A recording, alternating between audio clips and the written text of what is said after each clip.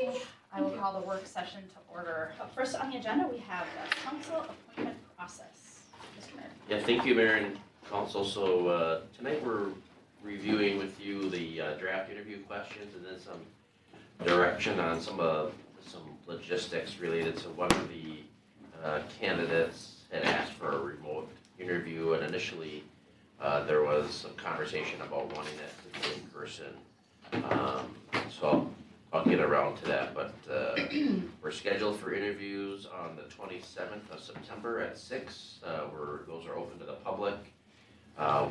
Vicky's made arrangements for those to be live streamed if folks want to watch them. So one of the things that I chalk up under lessons learned from the previous 2 times that we've done this is having the council review the questions in advance, but also providing the questions in advance to the candidates. There was a little bit of a built-in, I would say, competitive advantage.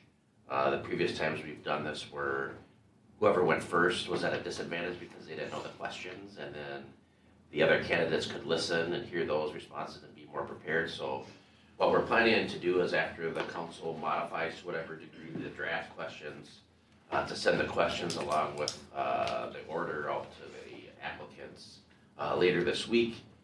So we'll be doing that on the this week, interviews on the 27th.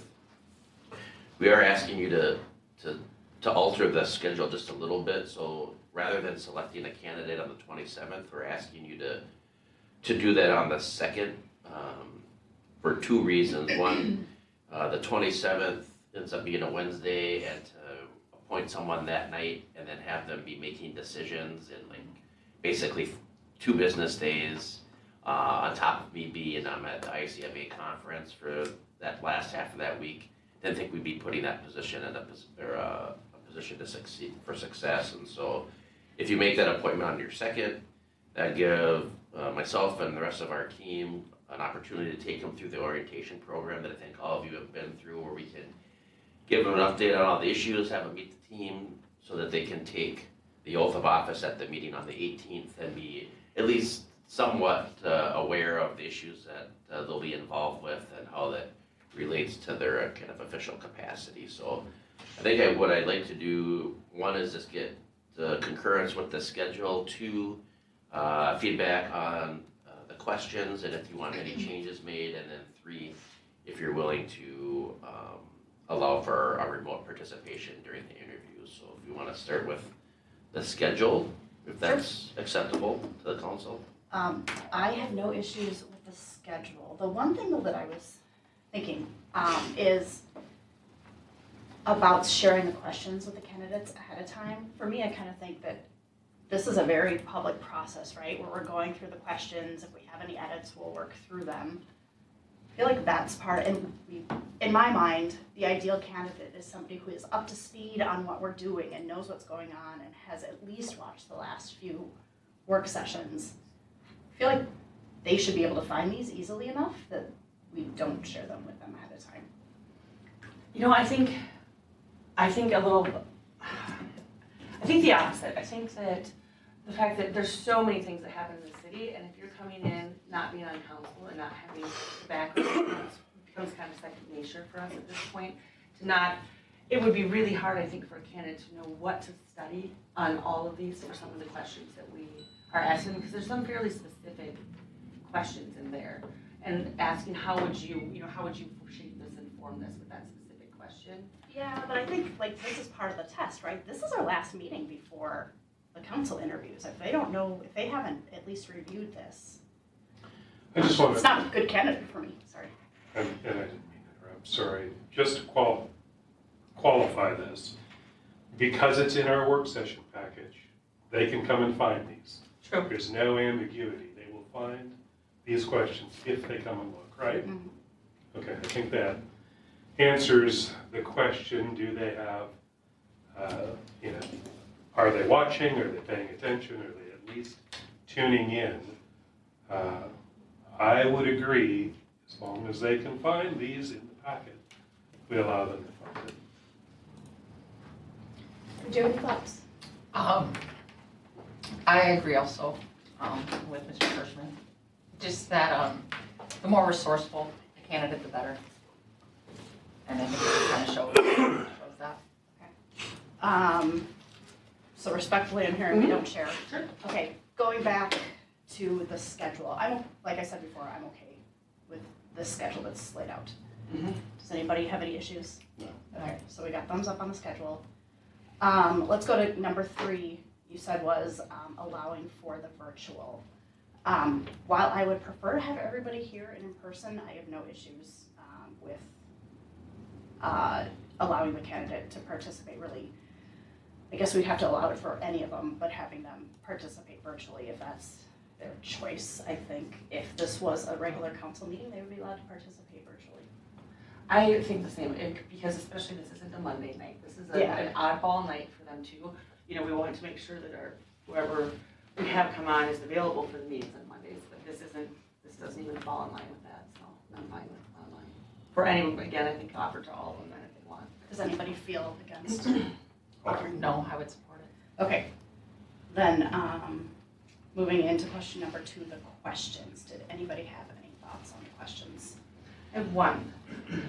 Number 8, so it's asking why you didn't run for council in the 2022 election. And if you pointed, would you run for re-election in 2024? You know, people's like situations change. You know, it changes. I don't know if I feel a little strange asking somebody why didn't you. It's kind of to me it's sort of a negative question of why didn't you do this before, and then to predict for 2024. I mean, if appointed, would you run for re-election? I would think most of them would be like, of course, whether they're going to or not. You know, something could change before then too, so. I don't have any issues with that question. I'm kind of curious because if folks were interested in running, you know, like we all know that an appointment is the easiest way to get on city council, right? So I'm kind of curious. I get it that 2024 is, well, honestly, it's like a year away from the filing period. If the case is, boy, that's a year away, I'm not sure what I'm gonna wear tomorrow, you know, that's an acceptable answer. I don't think that they have to, I don't have any issues with that question. I just don't see what we're getting out of that question. Like if we're looking to really flesh out these candidates, and we decided not to give them because let's talk about the strategic plan. Let's talk about your visions and your challenges. To me, I'm not sure what we're really gaining out of number 8.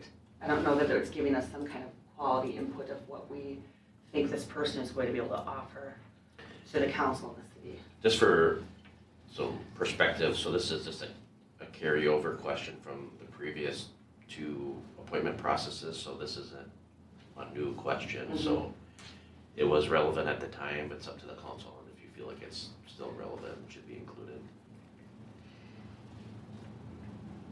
I actually recognize the question because I was asked it. I was trying to figure out what year. Yeah, I was trying to figure out what year. I don't That remember was the the year second that part. Mike Webb was elected mayor. Yeah, and I don't remember the second question, but I may just have blocked that out. But I definitely remember the first question because it was one of the hardest.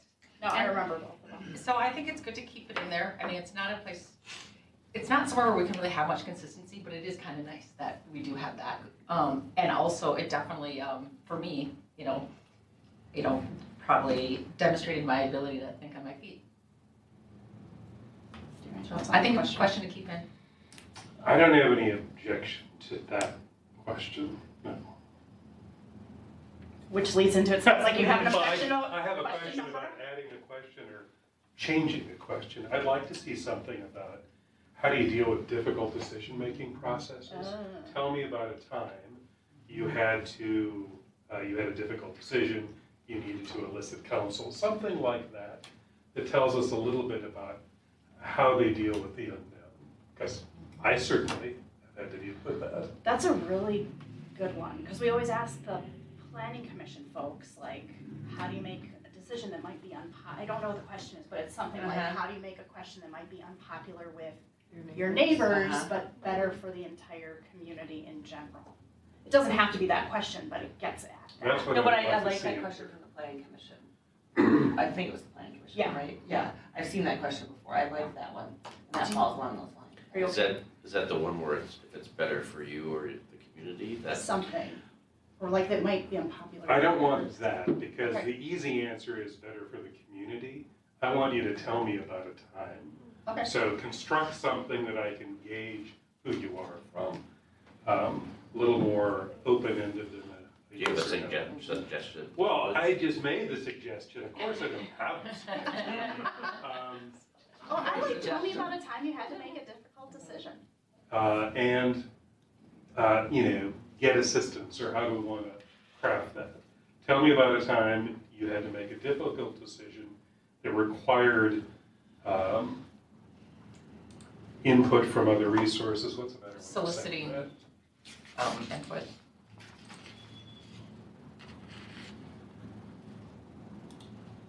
See, and that brings me back, I think that is a way better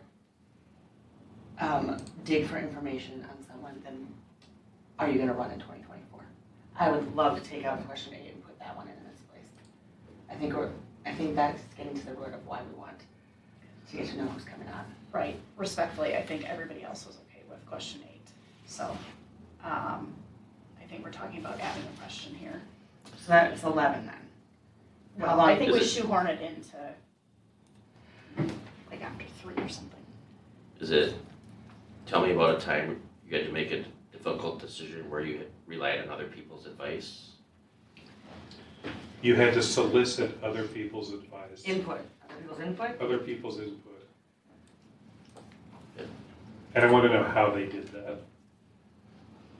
Okay, yeah, talk us through that process.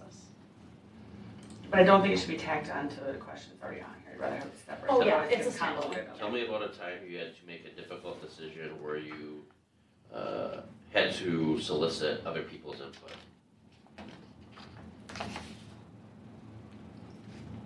And tell us about the process. Is that what you're getting at? Well, we can start off with tell me about a time. Talk us And through the process you used, and the process you used. Tell us about a time and the process you used for, Making a difficult decision, which required, You can always ask follow-ups to their responses. I Okay. don't know Yeah. if we want to parse that apart. Yeah. okay. Keep it as simple as you can, but then ask the question. Sorry, I didn't come prepared with the question. Yeah. Should, guess somebody should ask me that. So do you want- Is this question 11 or is this replacing? This will be question, I think we shoehorn it, like, for me, it seems like a good fit after all of the describe questions. Or describe your leadership and communication I think it style. should go under leadership and communication, because that is a leadership style, how you deal with a problem. So it's the new It's just an number. addition to. Correct. Okay. 3A. And then for me, the only feedback that I had is on question 10. It talks about being available on the first and third Mondays, but I'd like to add in there, in addition, each city council member is assigned to be the liaison to other groups, and there are other meetings, to kind of, we know that this isn't necessarily, I mean, we're meeting next Wednesday, right? Like, we know that this isn't always a real regular, and not everything's mandatory, but put something in there. What does that look like for you? And I also wonder if we don't Consecutive? ask if No, they're weekdays. available for a full day Better not. orientation the week of the 11th. Got that? You want a question related to, But just for number 10, expanding it to say, because that question is, are you available at 5:30 and 7 o'clock on the first and third Mondays? I don't envision us giving them a commission assignment until January, especially to let them get up to speed, do but you mind if I ask you a Sure. pushback? But like, that spectrum of those available dates is like huge, because it could be the Carver County leaders, it could be the fire department that meets twice a month. So like, from someone who's interviewing, I wouldn't know how to answer that because the dates are Yeah. not scheduled. can we put in here something that this is, our general schedule is, or typical schedule is the work sessions, the regular meetings. However, we do have additional meetings and, whatever. I just, for me, where I'm coming from is one of the biggest reasons why Joy resigned this was scheduling and timing and work commitments, right? So I think it's good just to give them, like, in my mind, I get it, we can't say, and will you be available for those other meetings that we're not telling you when they take place? But I want them to know that there's other stuff going on. And I also think it's that we need to ask something to say, like, are you available for a full day orientation on the week of October 11th or whenever that takes place? Does that need to be, do we have to state these things, or can we just add that in our conversation? I know that we're Yeah, gonna, You can't just add that. I mean, okay. I think what I'm hearing though is like, because I agree. maybe maybe the add-on is how much time do you intend to spend in your role as council member? You know, emails, phone calls, no? No, I don't know. it varies so much. Yeah. I think it would just, it's more, for me, I would want to see those questions ahead of time. So like if there's a communication we can send to the candidates saying, you know, we're tentatively planning to do, you know, a full day of training, so they could clear their calendar now. And then that day when they interview, they could answer like, oh yes, I have a 1 in 5 chance. I don't know that I would clear my calendar. Okay. I'm not better though. Yeah. I gamble. But just, if there's more information we can give them ahead of time. Yeah, maybe we say that, you know, just ahead when we email them with the With their time slot. time slots, say just a heads up that they'll be. Yeah, and we're gonna work with their schedule. We're not gonna be like, well, sorry, we're only doing this Oh, on okay. one day for you. Right, Like, right. We're gonna make it happen, you know. But if there's a family vacation that's scheduled from the 3rd through the 20th, that might be an issue, you know? I don't know. You're not subject to like the same hiring processes that we would be as staff when we're going through a candidate. So like, well, the same basic questions, but you can ask really within reasonable bounds anything that you want of them. But if you have reasonable follow-up questions, or you want to ask those questions, like if someone says they're not going to be available for like the next month, well, that might come in and factor in your decision. Okay, So like you could ask those types of questions, but I don't know if you need to like in advance state what those follow-ups could be, okay, or maybe. okay. I'll probably very likely ask that as a follow-up question then, I just think it's a more fair way of gauging and letting the candidate know like what's all involved, because we all know it isn't 2 or 4 meetings a month, depending on how you look at it, you know? So, any other questions, thoughts on the interview questions? Okay, so we're just gonna add one under number 3, tell us what a time and what's the process you used. Difficult decision, yeah. Mhm. Okay. All right. Item number 3, the draft 10-year utilities infrastructure plan. Mr. Lannis, how tall are you, Dan? I am 6'3" and 3/4. Oh, somebody thought you were Used to- 6'5". I used to be 6'4" and I'm shrunk. Okay. That was the pre-meeting conversation this evening. Not quite. Yeah. That's covered. But now on the infrastructure. Never quite at 6'5". Let's see, where we go. All right, well, this will be a lot to take in, so I'm gonna keep it moving here. So just jump in as always, stop me where you wanna hear more detail, but this one is easily an hour-and-a-half discussion. I'm gonna pack into about a half hour. Okay.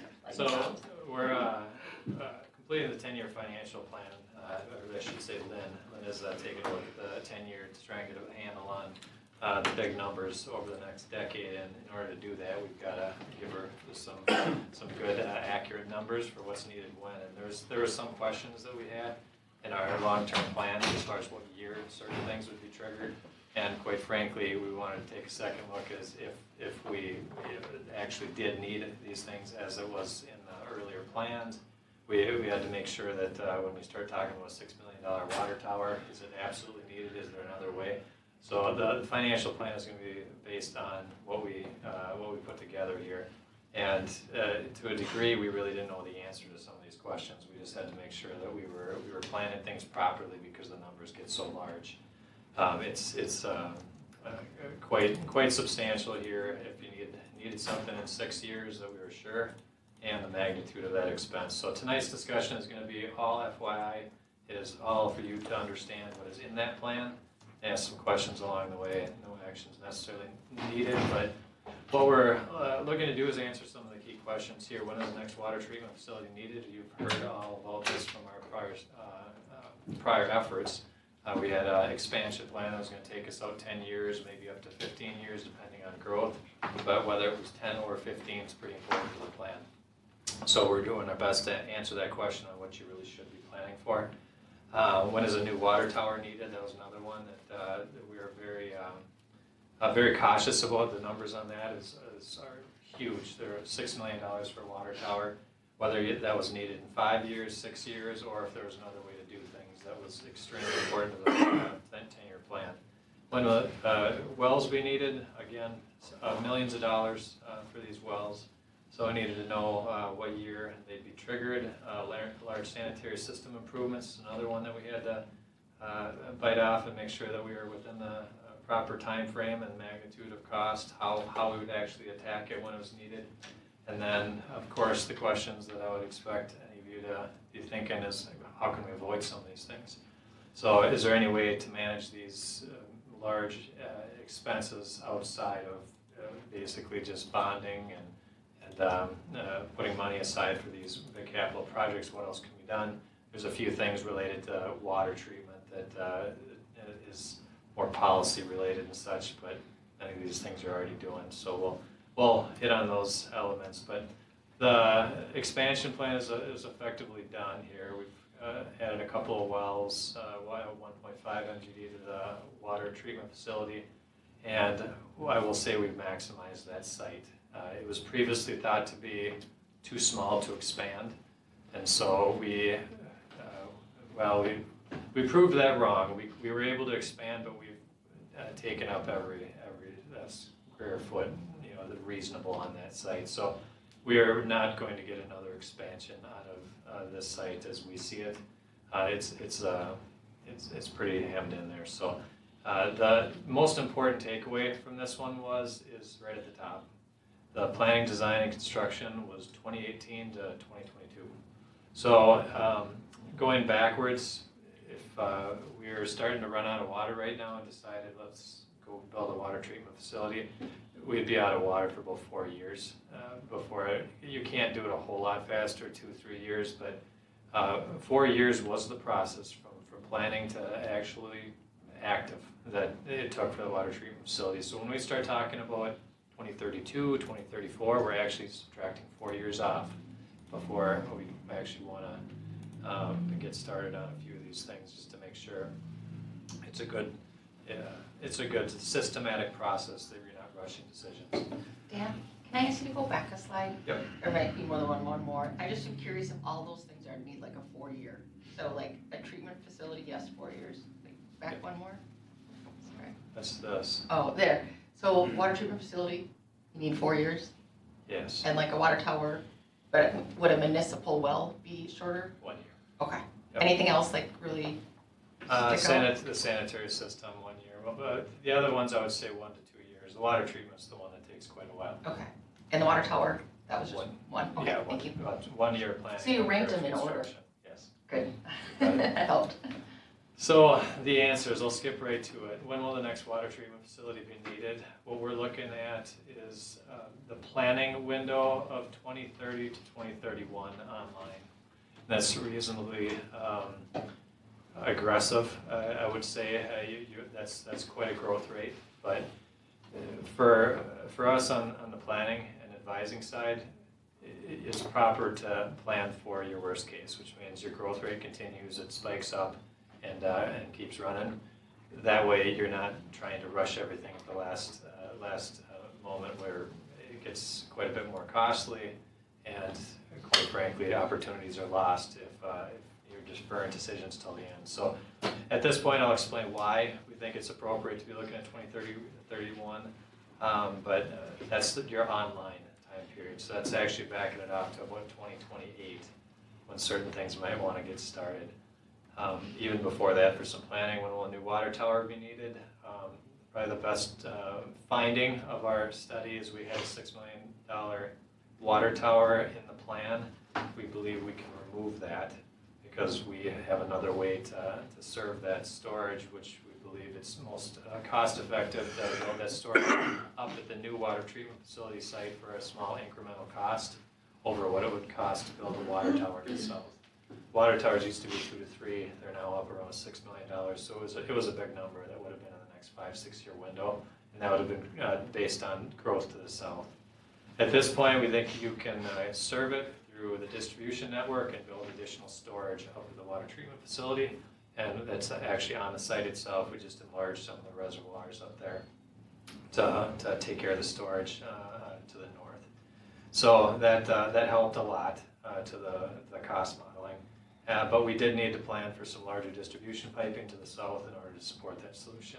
We need to get the water from the north all the way to the south so we can upsize some pipes. And the good news is we still have the opportunity to do that because we're thinking about it now. When will the new water treatment facilities wells be needed? 26, 27, and then with the water treatment facility itself, there'd be some additional well needs, 30 and 31. All this again based on growth, not really what we think should happen, it's what your demand is telling us should happen.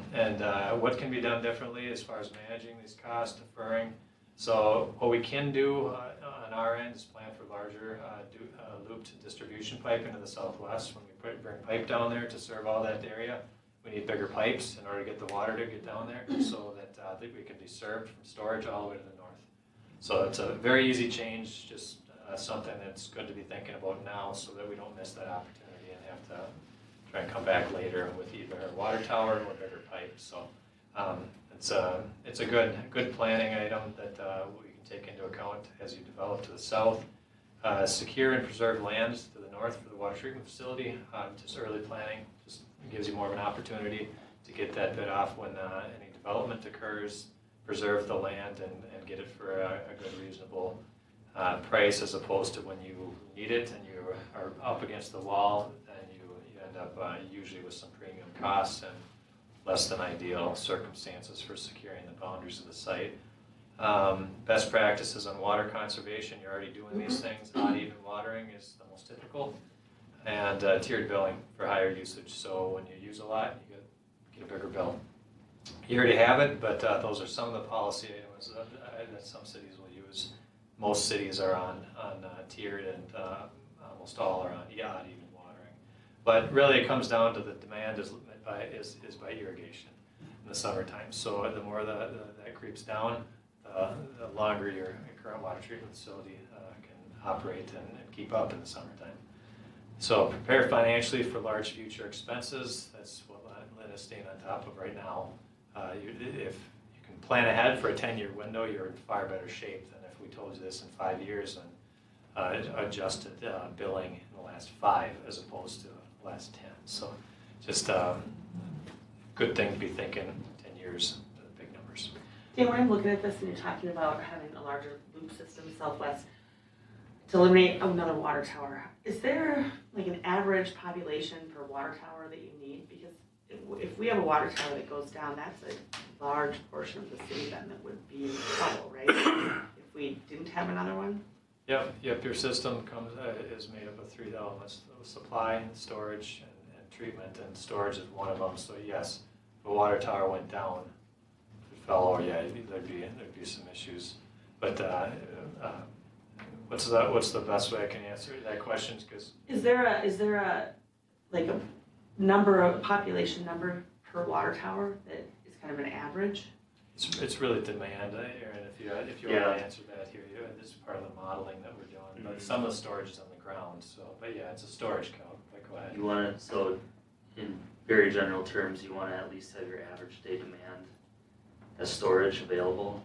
So that's kind of one factor. But you also need to be able to fight a fire during peak demand time. So those two things, one will rule over the other. So one, it's not always necessarily just having the average day demand in there.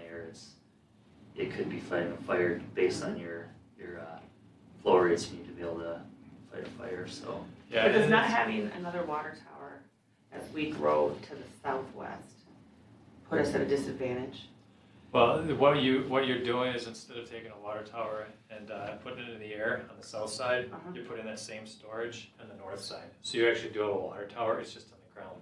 You just have to think that we no longer have to elevate it because it's being fed from the north. So the storage is there. Okay. It's just we're doing it without the expense of bringing it up in the air. So the storage are still accommodating. Okay. So. Because of the cost savings that provides, is that gonna be a trend where we see less new water towers? Well, it's all circumstance specific in this particular Like, case. water You treatment need bigger plant? pipes, it has to fit the distribution, it's gotta get through the plumbing to the south area. There is ground storage, certain cities, if they can, they'll put the storage right on the ground. And so each system's a little different. This one was originally expected to have a tower to the south, and so trending in the city, we're gonna try and minimize the number of facilities you have if there's another way to do it. So, existing system, the red dot is your one water treatment facility. It's about as big as I think we might be able to make it right now. Then you've got 6 municipal wells, 2 water towers, and you've got some underground storage at the existing facility itself. And then you've got 3 different pressure zones. So that's another unique dynamic of Carver. So to your point, reliability, this is how we look at the system's firm capacity. That means if you have something go out of service, a well goes out of service, a filter goes out of service, something, one of your largest components are out of service, you can still meet your capacity of your municipal system. A peak day fire flow necessary to fight a fire with fire codes and requirements at all times. Again, with one element out of service, and your maximum day demand is in the summertime. A couple of spikes that you're going to see on our demand charts are based on your maximum day demand. And unfortunately, you still have to meet it, even though it's not every day or often. You can't run out of water on your peak day and tell the fire folks that they can't fight a fire today. So we have to base it on the worst day, whether that's the design expectation, so that during a fire things are there and available. So estimated future water demands are going from 2030 at 2.6 million up to 2040 at 3.9 million. The big number is that 2.6 million, and this is the chart you've all seen before. We haven't changed it from the original water treatment facility discussions. It's the exact same supply-demand chart. So on the left side that's your usage per day, and these bars, these boxes represent your capacity. So the red line is your trended growth, and that's the magic line that determines our build year to build out your system. So when that red line starts to get above your peak filter capacity, that means you're pulling more out of the system here. The number of homes and commercials pulling more than the system can keep up with, and you start to get to the point where you're not able to feed the system, and at that point we're out of compliance here with some of those requirements to meet your peak day demand and fight a fire on your peak days. So what you're going to see here is these little red dots. That's actually what we experience. You'll see that if the existing treatment facility, that blue line, did not increase this last year, we would have been out of water. So it timed out pretty well. But again, that was talking about this. I'd say so. Yeah, you've been talking about this 4 years in advance. So, I mean, I still remember the discussions when we were down here in 2018. When are we going to need it? Well, again, there was a little bit of guesstimates going on as to what was going to happen with your trend line, but I would say definitively, now. So you should put this up as like your poster child for like, yeah. I was right. There you go. So, Yeah.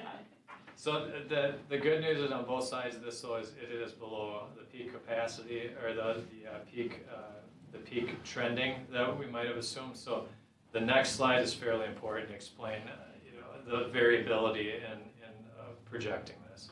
So if your demands were to trend on that green line, you're talking about an expansion that might happen in the mid-2030s. But that would be a consistent trend on that green line to the degree that we've actually redefined your demand curve. Means something's happening, either you're using less water consistently, there's more efficient more efficient appliances. Something's changed to actually retrend your peak usage. Conversely, you can see how much this thing jumped around a little bit in the past. I mean, it's all over the place. You might see a line, you might see a year where you bounce past this, and we have to kind of continue to trend it on this path. But from a planning perspective, without question, the right way to go is to plan financially for the soonest. If that doesn't happen, you're all that much better. And so this is the ideal way to plan for it financially and the way to be ready for it. You're not in a bind by pushing things back, because we've found that your demand is going to allow you to move back a little bit. So is there any questions on this? This is an important one. Again, all of the things that we're doing are based on this trend line, basically ending up fairly near our peak capacity here. At this point, you're talking about a city that's double in size. You're going to be roughly over 10. It's not a direct correlation to population because of commercial and industrial, but you're double the size for sure. So moving. The dashed red line was what? The dashed red line is if your demand actually jumped above what we previously were modeling it out. At that point, it would be even more pressing to make sure you're probably on the 2030. So I don't know that you would take all these factors into account, but what about year-over-year temperature rise or extended watering seasons? We're in the middle of September and people are still watering their gardens because they've had an extra couple, 3 weeks of their plants continuing to go on just because we've seen longer seasons. Is that in your calculations? Is that the dashed red line? No, we just go by usage. It's just flat out. We find out what the answer is based on what your system is putting out. Okay, so it doesn't include projections based on any changes in climate? No, it's 100% based on your Okay, usage. and that's fine. I Yep. just wanted to know. It does not. So a drought year, you're going to see a spike, and certain policies might, maybe the raw shield systems, maybe they have some impact. We don't know yet. Well, And that's we chart it by data. what I'm thinking of as drought years. We seem to be having had more of them. Yeah. Okay, thanks. Yeah. I mean, if you made your fourth tier at $1,000, suddenly we might see this drops, but you might get a few calls. So there's different things that can trend this, but generally speaking, your peaks are usually a pretty specific multiple of your average day demand. So future water treatment facility, what we're thinking of is based on everything we talked about in the past. We were always looking to the north area. We still think that's probably the best area to go. But there would be a bit of a refinement to our search area to the degree that actually find out number of acres, boundaries and such. And then we have to tie that into a future well field. There's an aquifer out here that can provide high capacity wells that we'd like to preserve routing from the aquifer well areas to the water treatment facility so that it's all planned out and we're not drilling a bunch of pipe later. So we've talked a little bit about firm capacity, so it just means if one well's out, you can still fight a fire. We talked about your demand curve. As far as the growth here, we're again taking us out to almost 15,000 with our expanded plant. But the way this would work, we'd be looking at building water treatment facility that is expandable on the north area. So we'd be trying to do the opposite of that existing site where it was pretty hard to get that expanded and put on that lot. What we'd be trying to do is preserve land and build the entire facility around an easy expansion. You design everything so that it can just be flipped, it can be a mirrored image. It's the most cost-effective way to build out your capacity, and that's how we do it here. We'd try and size this north site so it can go a long ways with an easy expansion. And do you have just like a ballpark number on like how much land would have to be acquired? Like, is it 2 10 acres, 10 20? acres. Oh, 10. That's what we're ballparking. Thank you. But we'll refine that. Firm capacity, I think we've talked about that quite a bit, but New water treatment facility, probably 2 MGD, expandable up to 4 MGD. It's going to take you out to a fairly large city here. And remember, it's going to feel a little bit different as you get to be a larger city. When you're talking 15,000 residents, it's 15,000 ratepayers. So the financials become much different when you're that large of a city. The numbers aren't quite so scary, and maybe Lynn can disagree, but it's much easier to manage some of these larger expenses when you're taking a look at that many ratepayers and that amount of sustained growth in the future. And so it's a bit. Would you mind sharing with the councilwoman going through the draft, you shared a perspective that when we hit kind of full build out of infrastructure, what that does to the rates and how we build it will, in the long term, make the rates kind of more comparable to maybe what people would want us to be compared to today. You had a good story to share, I think, on that. Yeah. What you're faced with right now is you're a small city, but you still have to build big infrastructure. Water treatment facilities, it's not like when you're a 30,000 person city, they're 5 times as expensive. I mean, a water treatment facility is a big number. You have a small population to pay for it, so your rates are really high when you're trying to keep up with the growth. As the city gets larger, the water treatment facilities, I mean, they're still very expensive, but relative to the population that's paying for it, it becomes a much smaller number. So that's why your rates will tend to drop on the infrastructure, because you've got more ratepayers paying into the system. You have more of an opportunity to save in a hurry because the numbers get bigger, and suddenly $15 million is not this bonded effort that all of a sudden you have to restructure your entire rate system to pay for. A larger city can take a look at $15, $20 million, and you'd be able to program that. You're going to have bigger balances, and you're going to have more opportunities to funnel money towards these expenses. So that's why the larger cities, their rates tend to drop, and the small cities, as something big like this happens, their rates skyrocket. You see the same thing with water treatment facilities or wastewater treatment facilities. If they have a waste treatment facility, small cities, big rates. Where do you see that intersection for Carver? 15,000 to 20,000. I would say your rates would probably tend to start to go on the. You'll have an opportunity, we'll say, to consider some declines, and as it continues to grow, you start to shrink in a hurry, depending on your policies and how you want to go about it. So, does that answer your question? Yeah, thank you. Yep. So I won't give you more definitions at this point here. I'm just going to get right into the numbers. So the 2024 expense is fairly modest here, 1.25 million, and I only mean modest in compared to some of the later ones. So it's still a big number, but that's maintaining your existing system. It's the project we've talked about in the past, where if you have rust in your tower, you need to get rid of the rust so it doesn't become structural damage where the numbers get up much higher.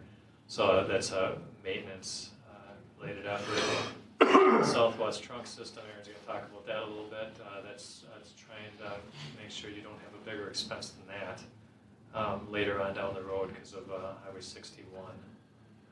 We'll explain that in a second. 2026, there might be some land expenses, and that would largely be based on trying to preserve land, so you're not trying to buy it at a later date when you're in a hurry. You have time, you've got lots of flexibility on that, but it's something to plan for. It could be a fairly large number at some point in time. 2027 is some wells. It's fairly fixed. You'll when you hit a certain population, you're going to have to drop some more wells in, or another well number 7, and then 2030, new water treatment facility and wells. And again, that's the big number that I think you know now is our best planning recommendation, but undefined for that actual year until we continue to see your demand curve shaping up over the next couple of years. If you have a couple year housing recession, again, we'll be updating this is what will happen. So, and then annually we got utility oversizing. So I'm going to turn this over to Aaron so we can talk a little bit about that sanitary sewer system. Remember, that's that $1.4 million Southwest trunk extension. So go ahead. Okay, so sanitary sewer needs. So we looked at, what are the needs here in our planning period, and then also some opportunities that might exist, and how we can make things a little bit more efficient, utilizing some opportunities. So, number one, continuing to expand our trunk sewer system in conjunction with development projects. So when we continue in a contiguous fashion, I'll call it, the next development over, we want to make sure we're extending our trunk sewer system adequately to serve those future flows. So that's something that we do during the development review process. The second one being extending the trunk system to new service areas as required or strategically as you see fit, as opportunities exist. So we've talked about some of these in the last year or so. Highway 212 crossing, when does that make sense? Or going down to the southwest or the big woods districts. We looked at those area charge concepts here in the last year, so that's what that one's all about. And then one other one here, planning with future projects that are going to be programmed in the area. One thing I'm going to talk about is CASAS 61. There's a project that's planned for that at the end of the decade, and I think we have a good opportunity to extend some piping in conjunction with that project. And then lastly, making sure we know when it's time to redirect some of our existing flows when those systems are at capacity. So I'm going to be talking about that in detail here in a little bit. So Southwest District Extension, this is something that should look familiar to you. That's extending sewer and water down to the southwest. That will service everything that'll be growing to the west in the future. We currently have that in the plan for 2025. That timing is obviously flexible. It's based on when developers could be coming into that area, so that's just something that we gotta keep our finger on the pulse for. Continue to talk to prospective developers and figure out when it makes sense for the city to do that extension project. But the important thing is that will service everything in that direction. So it's an important pipe. The sewer component of it is $3 million. So the next one is the Highway 212 crossing. Again, another really important future link. So that's a 30-inch sewer that will be crossing under 212. That's currently planned for 2027, just based on timing of when we think that'd be good to get that online at this point. But the key thing to know with this again is by doing that extension, it allows for all the growth north of 212 to happen. So without that pipe going in, we're limited to a very small growth area that can still go to there's an existing 10-inch sewer that was put in when Fleet Farm went in. We can get a few more areas into that pipe, the areas with the check marks, but anything new, big development going west in the future needs that 30-inch crossing, so we'll overwhelm our system. So that's in there for about $1.8 million. And then lastly, this is something that we haven't really talked about in great detail. I think we may have mentioned it as part of the JCP project planning, but one thing that we're looking at is extending a force main from Ironwood Park down to the far end of our discharge leaving the city of Carver, so the far northeast end near CASAS 61. And the reason that we're looking at that is there's an existing 21-inch sanitary sewer main that goes down Jonathan Carver Parkway, and that goes to that big Carver Creek lift station that's over here at Old County Road 40, Main Street West. And what we're seeing is at some point that's going to be overwhelmed. That system will be at capacity.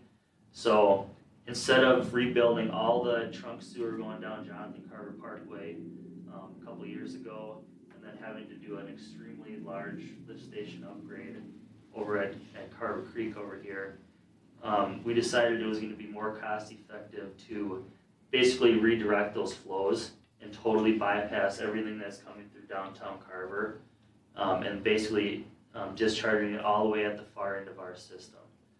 So why this is important is the county is currently planning to recon 61 in 2029.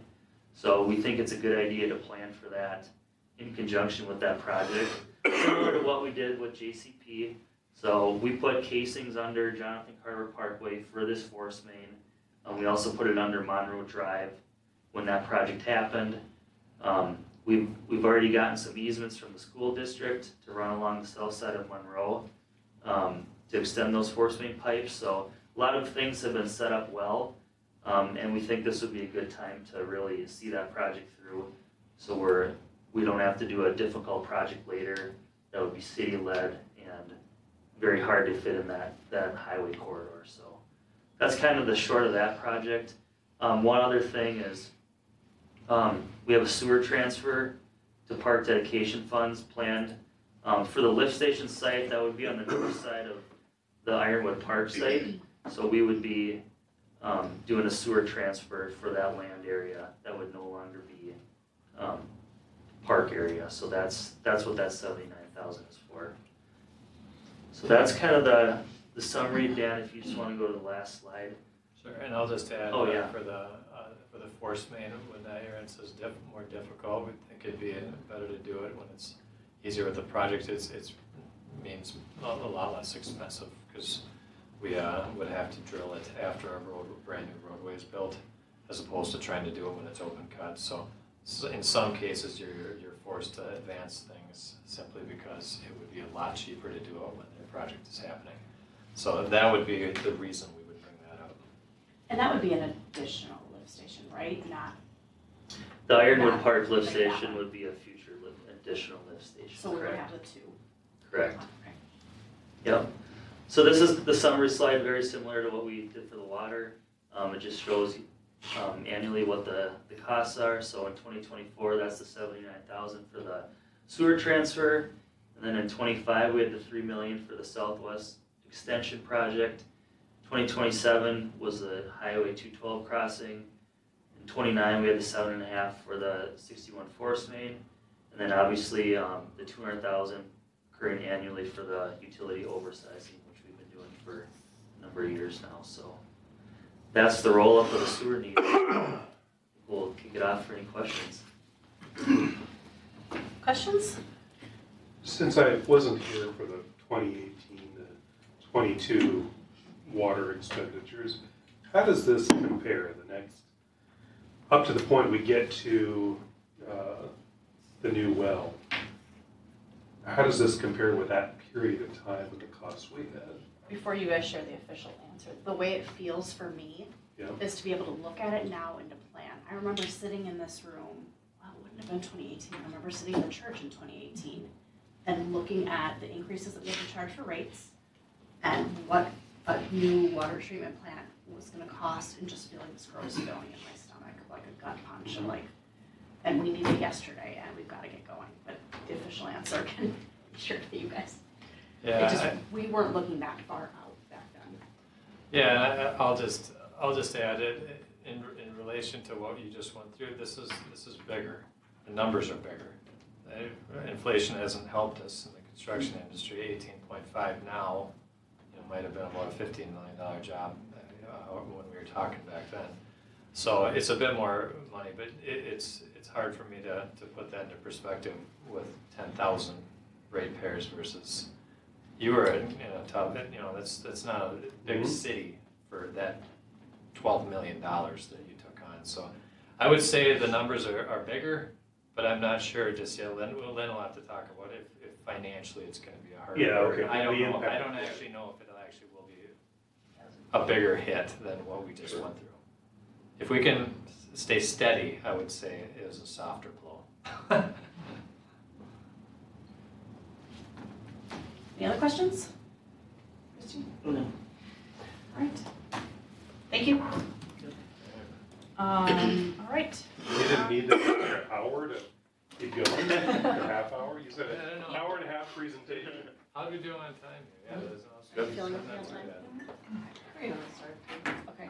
The draft 10-year parks plan. Ms. Smith wants you to get it.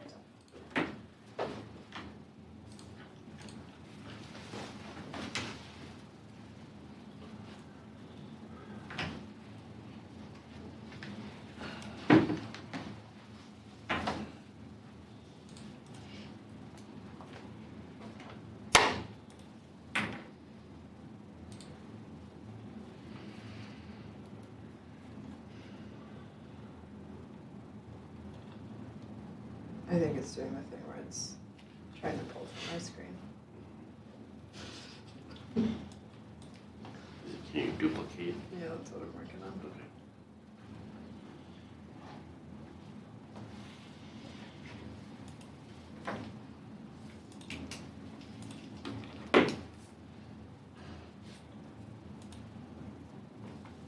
Do you want us to talk about? I think it's City manager's report? Here we go. Just made it a little pressure. Okay. Happy to help. So, in the spirit of keeping with our 10-year plans, we're gonna talk about parks tonight. So, arguably, I would say this is a little bit more fun than Sewer and Water, so. I'll try to make Come on. this- So, I wanna vote.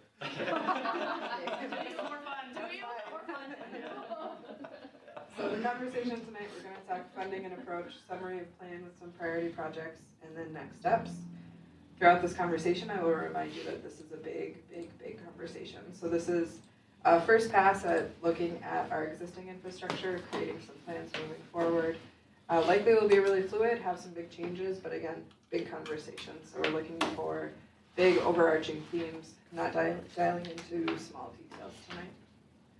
So the approach for the 10-year plan is we are creating a baseline for our existing park system.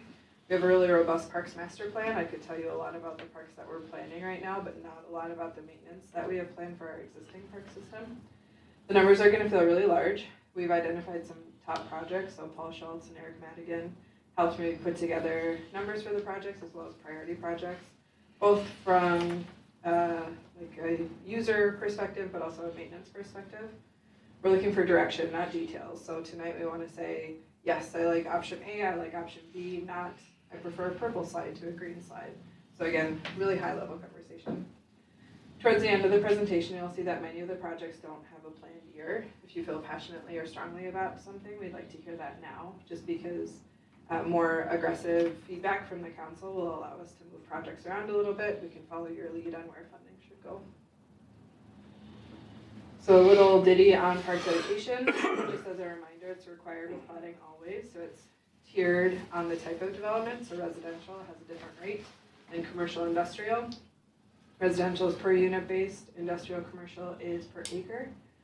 We generally and typically take cash in lieu of land. Ironwood Park with Timber Creek first was an exception than what we typically have done. So the expansion area of that park came in lieu of cash dedication. Funds must be used for new trails or parks. We cannot do any maintenance with the funds. And something new that I've added to the slide that I've used a couple of times is that the park should benefit the type and location of development. So it would be a hard sell to tell Lennar in Timber Creek that we're looking to add a playground structure in Bluff. It doesn't benefit the people that are coming to town. So thinking through creating parks for all users, including the new group that is funding our park dedication fund today. So thinking about some dollars, so in 2024 we're slated to create a fund for $25,000 per capital fund, and then each year consecutively adding an additional $25,000 to that total. So in total to the 10-year plan we'll have about $1.4 million for park maintenance. So thinking about our existing system, reinvesting $1.4 million back into the existing system we have today. And 10 years, we can probably think of a bunch of projects in our older parks, but as this plan continues to evolve, we'll need to start adding the new parks that we have. So Ironwood will start to need to be funded through this, since we are out of the park dedication phase with that project, and it's now part of our system. So some projects that we've identified, so 2024, I think most of you are aware that we're working towards Lions, sorry there's an apostrophe in there, the courts resurfacing for $300,000. There's been the special capital fund. The funding will come from that fund in 2024 for that project. And then we're looking for some council direction for a project in 2029. So both in community park, we'll talk through a couple options, some of the methodology of how we got there, and then look for council feedback. So the Lions Park court resurfacing happened last in 2011. I found the picture on the right, and I said this to Lynn and Brent that I struggled with. I thought it was like AI generated. No, I took that so picture. perfect. I took that picture. Like I wanna get some rollerblades and rollerblade. But you can see in 2011, the courts were in pretty dire shape. So 2011 was a great project, resurfaced the courts entirely.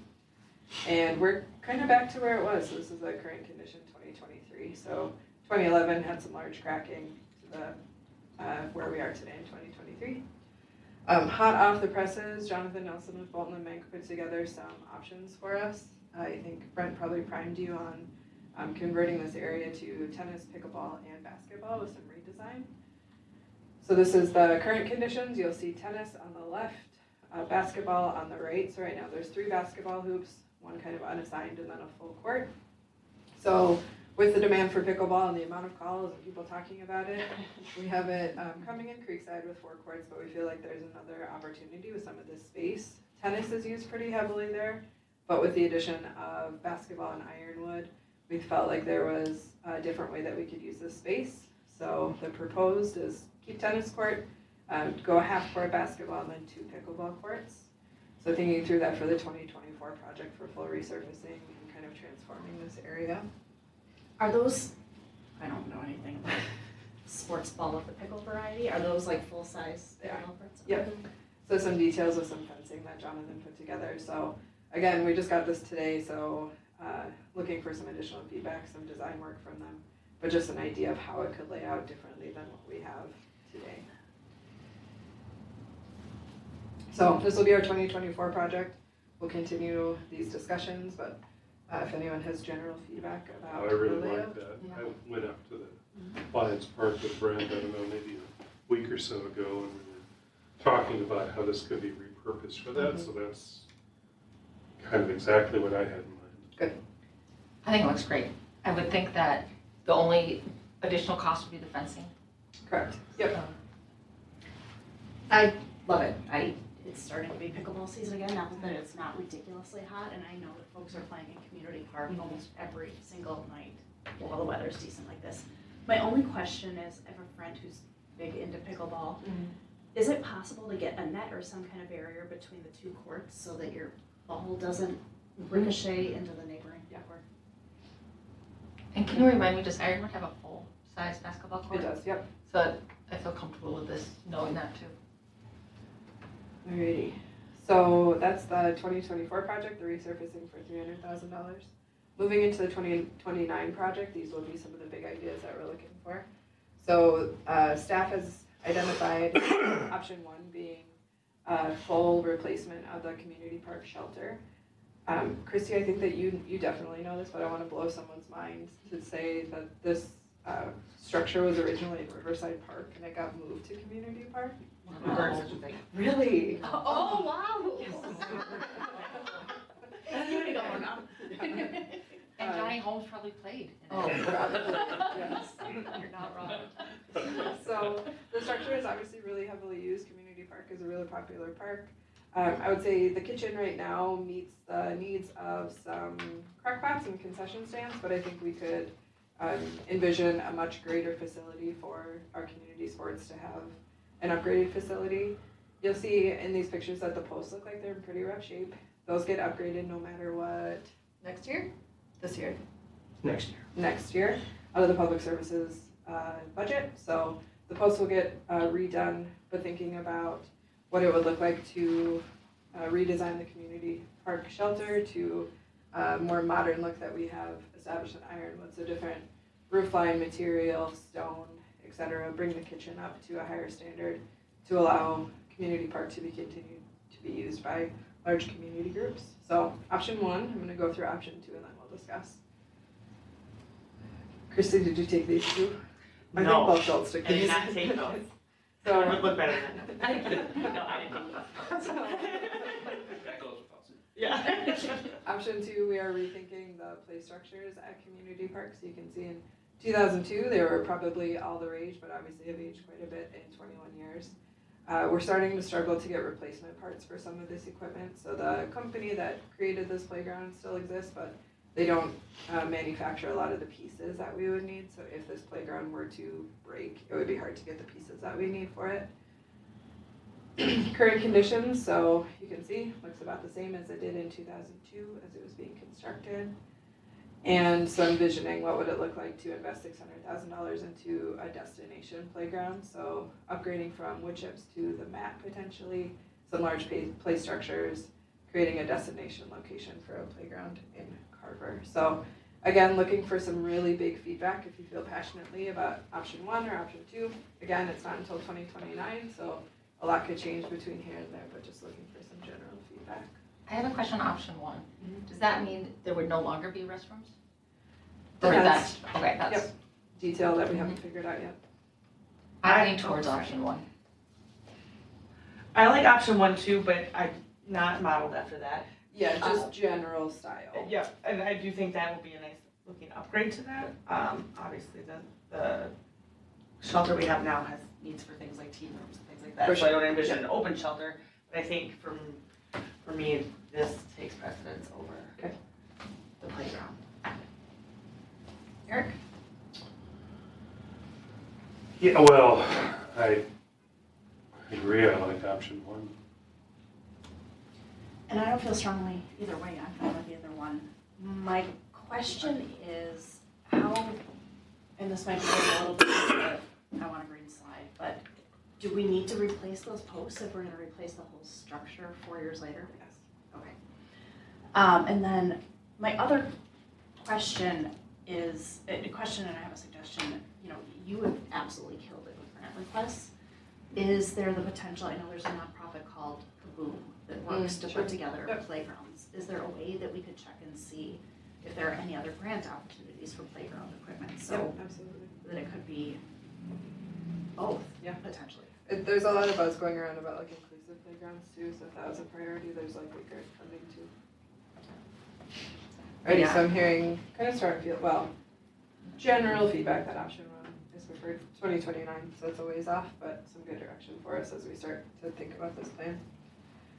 So additional items in the parks plan that staff has thought about, you'll notice you could probably think about 5 other projects that should happen and could happen, but these are identified as higher priorities, so I'm gonna go over just a quick overview of all of them and then we'll dive into some of the details. So Lions bleachers and backstops has seen its day, not in great shape anymore. Community Park ice rink has been a really enlightening experience for me. Just talking to Eric Madigan, talking about the infrastructure that's there. Lions Park Playground, similar age to Community Park, so again, struggling to get some of the features.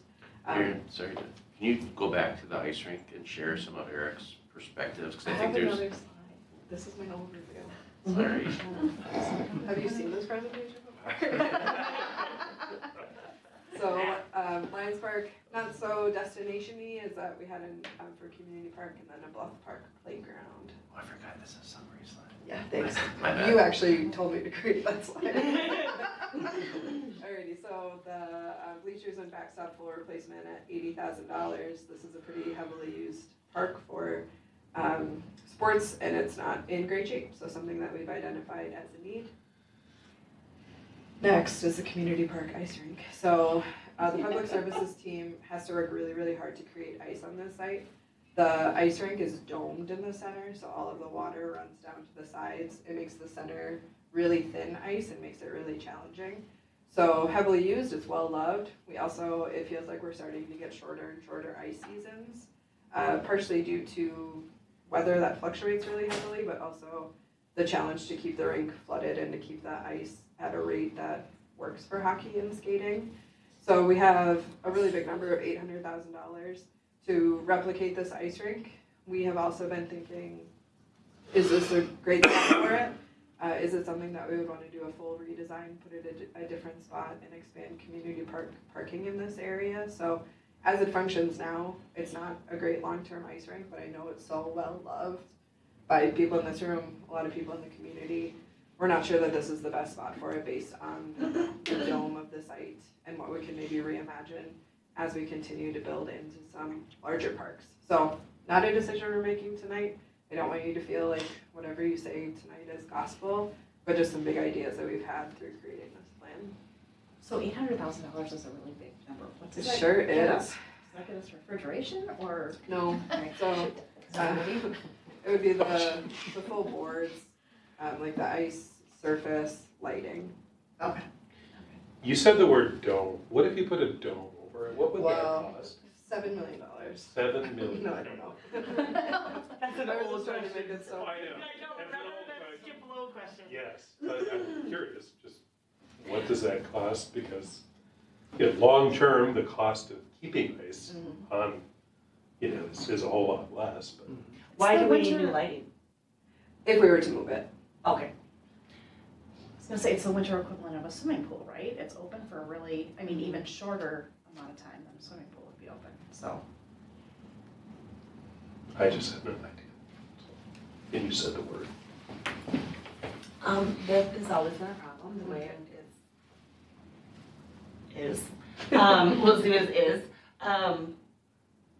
With all the expenses that are coming up in the city in general, as we grow, we're looking at tax rates that are ridiculous right now, in my opinion.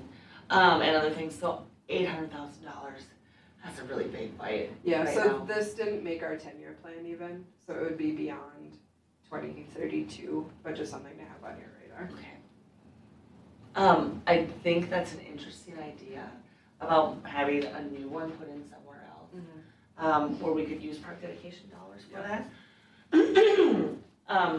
There might be a possibility then to keep maybe just a leisure rink here, a smaller half-size leisure rink, and then park dedication can help pay for a new hockey one, and then we can still have lighting, but it would also then give you some more room for parking, which I think is needed. It also would be a warming house. In that 800, Correct. okay. Alright, we'll keep cruising through. So Lions Park Playground, again, it's 20 plus years old. Replacement parts are unavailable. We have it slated for 240. Again, not programmed in our current plan, but if council feels really passionately, it can get bumped up as we continue through our plan. And then Bluff Park, again, a really heavily used park, high field usage we saw this summer. And we were just thinking about an additional amenity. So if someone is watching cousin, sibling, friend play ball, there'd also be another feature at Bluff Park. So that would be an addition of about $80,000. I have a question for this park. So this park is heavily used for soccer right now. Parking is an issue. Not to say that when you come, you don't bring one child in with the playground. This is a little bit out of the way for a playground unless you're there for those reasons and you have an extra child with you. Because on an average day, I can go down there and you'll see a couple people maybe walking their dogs or whatever until soccer happens, right? So is it the best use, there's two things here. So is it the best use of funds to put something like that at this park? Especially because the Carver Bluffs Association has a playground at the top of the hill as well. And then I do get a little bit nervous about, this park is very dark. Do we have to then consider about having something lit back here? I'm just throwing it out. And just taking a look at that same argument, but, right now, there isn't a path or a trail to that park, with the exception of the one that's on US Fish and Wildlife, right? That's a little dark and buggy and sometimes very, very wet.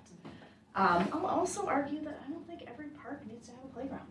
I You know, agree. I don't have kids, you don't have kids, you're I close to being an empty agree with it. nester, you're close to being an empty nester, maybe, if we're looking for play equipment, we don't have a park that has the adult exercise gear, what can we play on? So I don't think, that's the absolute lowest priority for me, is to put a Me playground too. in there. So just a recap, none of these are within our 10-year plan, but just some ideas that we've identified at a staff level. So again, just looking for council feedback to say, yep, we need to bounce this one way up and that you would be more aggressive allocating funds. But from what it sounds like, moving forward with resurfacing in 2024 at Lions, and then potentially working towards a new community shelter at Community Park in 2029 feels like the right fit. Did you have somewhat of an idea for this backstop for the year? It's not within our It's not. 10-year plan right now. But if you feel strongly about it, we could start reworking some numbers. Not necessarily. I know the Lions set aside some money every year in the budget for Lions Park. So those are always, I know that one thing is earmarked towards bleachers backstop, just as kind of a placeholder right now. Yep. So just always make sure to check in on things up there. Sounds good. That was all I have. So just a fine point on something Aaron referenced, that the 2024 proposed budget, then as we continue to talk about it, wouldn't include an interfund loan to kind of prepay the Lions Park project. We would propose to do it in 2024, move the special capital fund all into park capital and pay for that project in 2024 is what would be like the amended version of the 2024 budget. Is that? Can you say that one more time?